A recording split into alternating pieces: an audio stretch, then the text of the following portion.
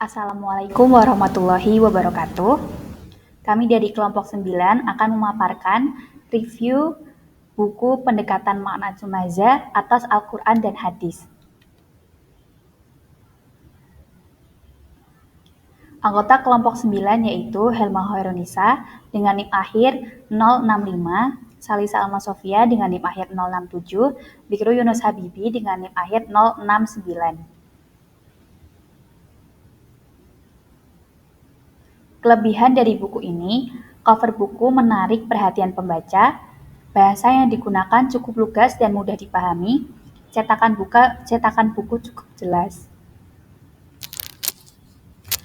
Kekurangan dari buku ini, banyak istilah asing yang belum diketahui. Dalam buku ini, terdapat artikel dengan judul Antara Virus Corona, Penyakit Menular, dan Hadis Membunuh Cicak. Buku ini membahas tentang munculnya virus corona yang disebabkan oleh hewan yang berasal dari kota Wuhan, Cina. Keberadaan penyakit yang menyebar sudah ada sejak zaman dulu. Pada masa Nabi, masyarakat itu telah mengenal wabah penyakit menular meski saat itu tidak ada ilmu virologi. Mengingat posisi Nabi Muhammad selain pemimpin keagamaan, beliau juga pemimpin negara yang bertanggung jawab atas nasib rakyatnya.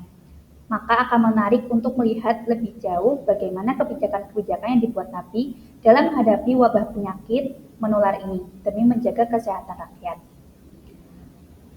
Berdasarkan permasalahan tersebut, muncullah hadis perintah untuk membunuh cicak saat itu, karena cicak menurut kepercayaan orang zaman dulu adalah hewan yang bisa menyebarkan penyakit. Konteks hadis ini muncul untuk mencegah penularan agar tidak semakin meluas yang disebabkan oleh cicak. Maka artikel ini akan membahas hubungan antara penyakit menular dan hadis tentang membunuh cicak. Berikut reviewnya.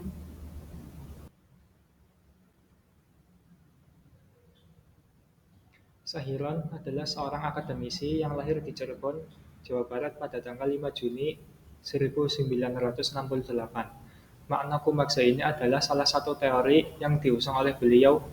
Teori makna kumaksa ala Sahiron dilatar belakangi keprihatinan dengan kondisi umat Islam yang mengalami pendangkalan dalam memahami konteks Al-Quran dan hadis. Sahiron memandang perlu adanya model tafsir yang baru yang lebih moderat. Adapun langkah konkret dari aplikasi hermeneutika makna kumaksa menurut Sahiron. Yang pertama, penafsir harus menganalisa bahasan teks Al-Quran. Yang kedua, memperhatikan sejauh mana Al-Quran melakukan dinamisasi kosakata, istilah, dan struktur bahasan. Yang ketiga, setiap kata yang sedang ditafsirkan dianalisa secara sintagmatik dan paradigmatik. Kemudian ada modifikasi teori makna kumaksa dalam syarah hadis. Al-Quran dan hadis memiliki perbedaan. Al-Quran dijamin orisinalitasnya, sedangkan hadis tidak. Banyak hadis dhaif. Maka sebelum mengaplikasikan teori makna kumaksa, terlebih dahulu pastikan kesohihan hadisnya.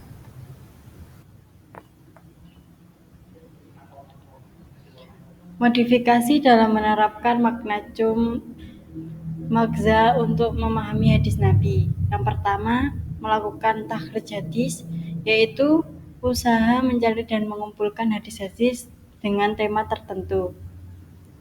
Yang kedua, membuat iktibar sanad, gambaran riwayatan hadis-hadis hasil takhrij dalam skema yang utuh.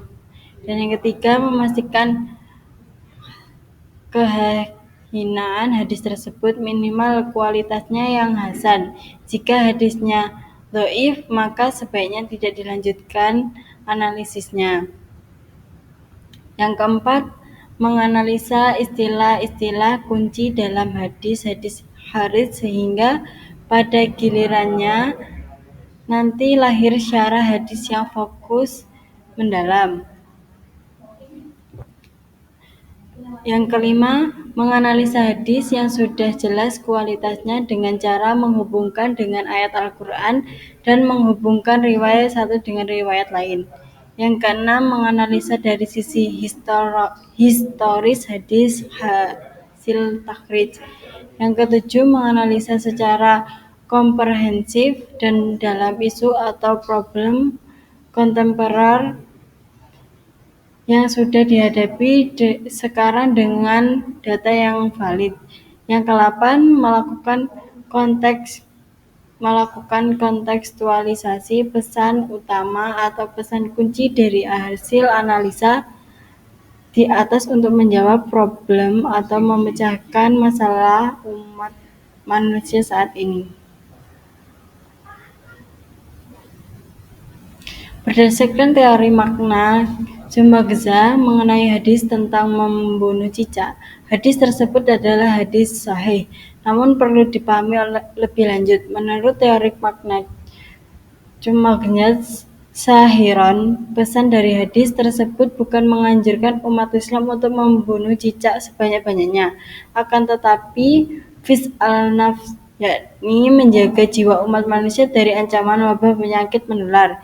Jika wabah penyakit mulai mengancam, perintah itu sudah tidak berlaku karena akan mengganggu keseimbangan ekosistem. Sekian presentasi dari kelompok kami. Assalamualaikum warahmatullahi wabarakatuh.